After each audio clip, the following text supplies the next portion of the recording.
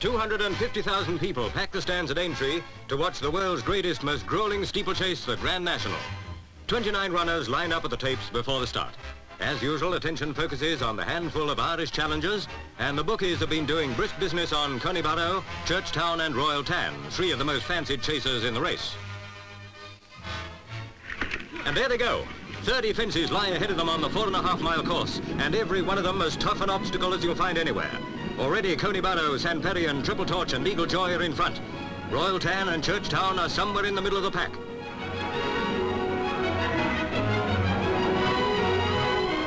Jump number 1 takes its toll. Down go Alberoni, Gentle Moya and Whispering Steel.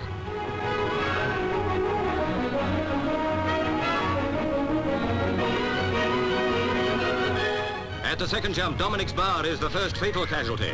Soon on his feet is Alberoni, quite unhurt. Some of the jockeys took a few knocks, but nothing serious. Meanwhile, Conneyburrow leads the field into the 5th fence. He's jumping beautifully and never putting a foot wrong. Legal Joy, Punches Down Star and Sanperion are close behind as they head towards the fabulous Beechers Brook.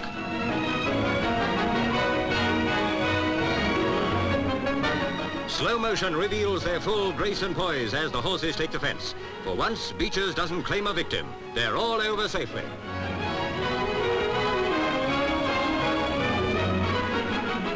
Into jump number 7, Conneyburrow is still in the lead. Uncle Barney has moved up to join Irish Lizard, Legal Joy, Sanperion and Punches Down Star. The field's already thinning out quite a bit. Paris, New York and Gay Monarch II have fallen by the wayside. Into the canal turn. And there goes Statesman. Jockey Newman took a nasty tumble. Southern Coup brings up the rear as the field moves on past the canal stand. Next fence on their list is Valentine's Brook.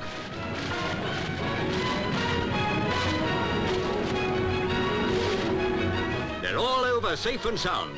Conneyburrow, Legal Joy and Punches Down Star are first to tackle jump number 12. Border Luck is down. The rest of the field are still on their feet as they race along the flat past Anchor Bridge. Conneyburrow, Sanperion, Royal Stuart and Churchtown fight it out. Royal Tan is still lying back, biding his time. Into jump 13, and it proves unlucky for Legal Joy. He's broken his leg. Still, the gallant chaser tries to keep going, but he'll have to be destroyed. A sad ending for such a stout-hearted jumper.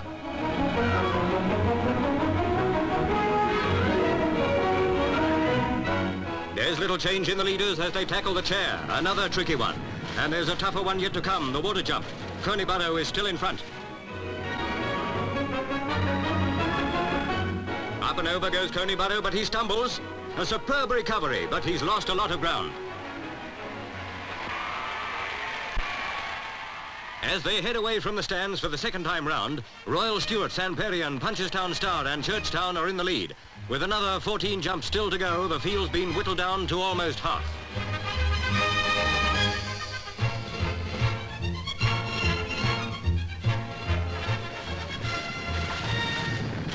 Icy Calm drops out before they reach Beechers. The orders now Sanperion, Churchtown and Tudor Line.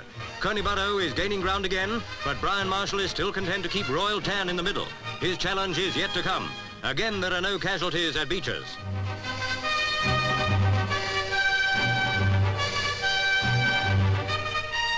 The field are Miners Ordnance and Prince of Aragon as they race towards the canal turn again.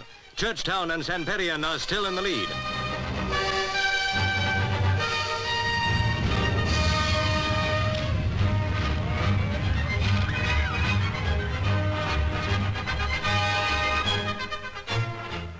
Into Valentines for the second time. Churchtown's just in front now. Only 3 fences from home and the order's much the same. Meanwhile, Churchtown and Tudor Line have been joined by Royal Tan.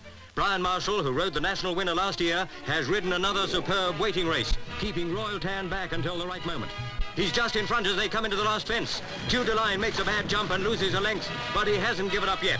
Jockey George Slack is bringing him nearer Royal Tan with every stride. Only about 300 yards to go. The whips are out. Tudor Line or Royal Tan, it's anyone's guess.